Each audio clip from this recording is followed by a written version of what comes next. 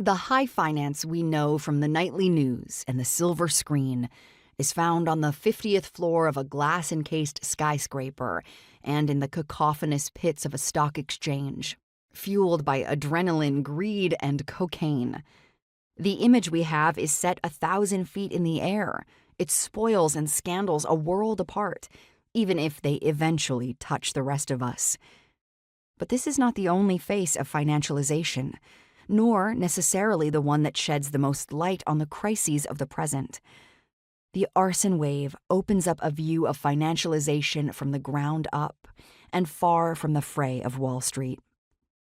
History teaches us that arson can be an indicator of macroeconomic flux. A week after 1911's Triangle Shirtwaist Factory fire, trade unionist Rose Schneiderman bellowed to an audience of mourners, "The life of men and women is so cheap, and property is so sacred." That infamous New York fire, which was suspected of being incendiary, killed 146 garment workers, many doomed to death by the factory owner's policy of locking the doors to the exits and stairways.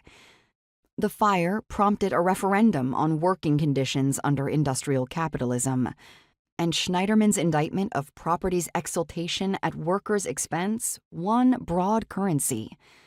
The Triangle Fire was a watershed in American politics, galvanizing a reform movement that, in turn, helped catalyze the New Deal.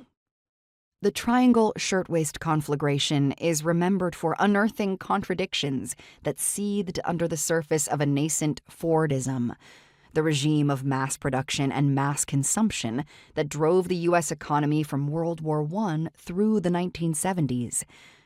What that fire was to Fordism, the 1970s arson wave was to financialization. Whether called post-Fordism or neoliberalism or financialized capitalism, the new era was characterized by global capital mobility, market triumphalism, transnational supply chains, the rise of service work over mass production, and a drastic reduction in economic security for the average worker.